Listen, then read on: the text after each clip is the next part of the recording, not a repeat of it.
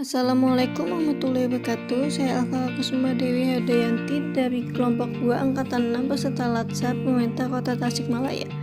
Di sini saya menjelaskan mengenai materi komitmen mutu. Sebagai profesi berlandaskan pada prinsip nilai dasar, kode etik dan kode perilaku, komitmen integritas moral dan tanggung jawab pada pelayanan publik, kompetensi yang dibutuhkan sesuai dengan bidang tugas, kualifikasi akademik, jaminan perlindungan hukum dalam melaksanakan tugas, dan profesionalitas jabatan. Komitmen mutu merupakan pemahaman tentang efektivitas, efisiensi, inovasi, dan mutu dalam penyelenggaraan pemerintah. Nilai-nilai dasar komitmen mutu yang pertama, efektivitas layanan. Sejauh mana organisasi dapat mencapai tujuan yang ditetapkan atau berhasil mencapai apapun yang coba dikerjakan. Efektivitas organisasi berarti memberikan barang atau jasa yang dihargai oleh pelanggan. Yang kedua yaitu efisiensi layanan. Jumlah sumber daya yang digunakan untuk mencapai tujuan organisasi. Efisiensi ditentukan oleh berapa banyak bahan baku, uang, dan manusia yang dibutuhkan untuk menghasilkan jumlah keluaran tertentu. Yang ketiga yaitu inovasi layanan, cara utama di mana suatu organisasi beradaptasi terhadap perubahan di pasar, teknologi, dan persaingan.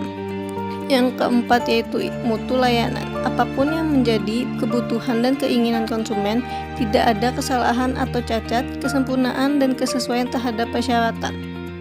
Untuk menjaga komitmen mutu yang perlu diperhatikan yaitu tujuan, peran, prosedur, hubungan, dan kepemimpinan. Alat untuk mengukur pemastian mutu yang pertama yaitu standar pelayanan mutu.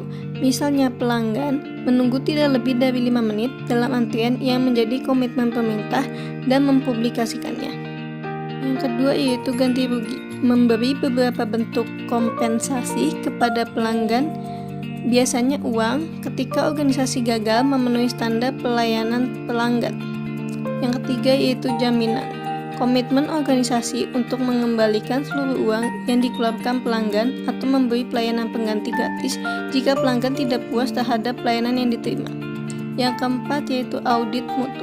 Biasanya bekerja dalam tim yang mencakup profesional dan non-profesional, mengaudit pelayanan pemerintah dan menilai mutunya.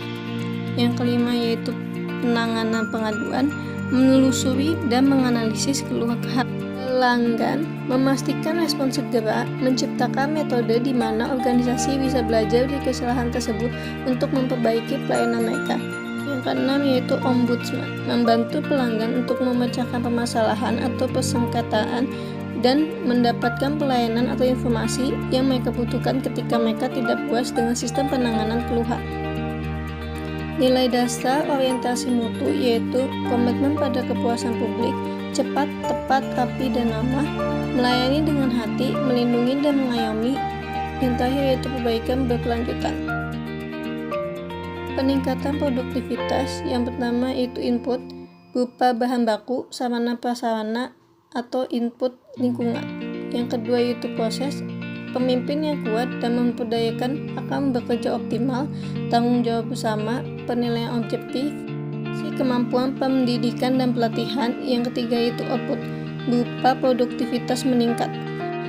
Manajemen mutu terpadu atau TKM terdiri atas beberapa perbaikan berkelanjutan yang melibatkan setiap orang dalam organisasi melalui usaha yang berintegritas secara total untuk meningkatkan kinerja. 5 pilar TKM, yang pertama organisasi, yang kedua produk, yang ketiga proses, yang keempat komitmen, dan yang terakhir pemimpin. Organisasi adalah pilar tengah yang membuat kerangka kerja berorientasi mutu. Produk yang bermutu sebagai hasil kerja organisasi diperoleh melalui proses yang bermutu pula, dengan didukung komitmen tinggi dari seluruh komponen organisasi. Organisasi tentu tidak akan dapat mencapai target kelembagaan secara efektif, efisien, dan inovatif tanpa ada pemimpin yang kuat dan kredibel. TKM dapat dicapai melalui berfokus pada pelanggan, obsesi pada mutu, pendekatan ilmiah, komitmen jangka panjang, kerjasama tim, perbaikan secara berkesinambungan, dan diklat.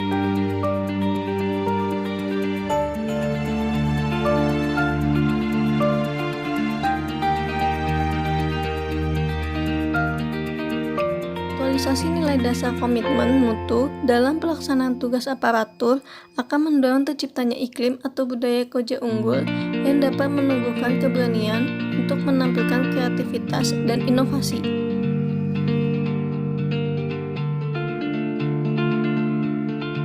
Kurang lebihnya mohon maaf. Wassalamualaikum warahmatullahi wabarakatuh.